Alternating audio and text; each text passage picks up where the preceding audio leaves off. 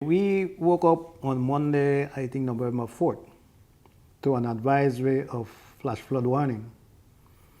So we went into monitoring phase.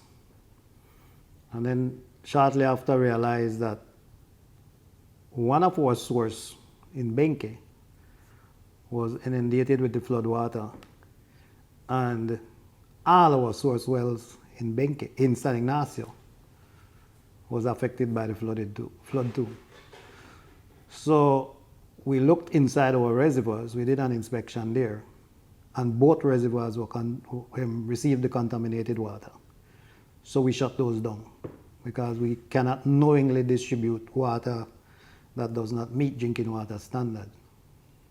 That we then went into recovery mode and started to empty the water in the reservoirs. We couldn't get down to the wells in San Ignacio because of the height of the flood water. So we had to look at that a little later in the day. But in looking at Benque, we realized it was the spring, which is our source across the river, right on the riverbank. We were getting clean water, good water from the wells, which is far away from the river. But because the reservoir was contaminated, we had to shut those down. And so we flushed out the reservoir, cut off the spring, and resorted to going back to only the well source.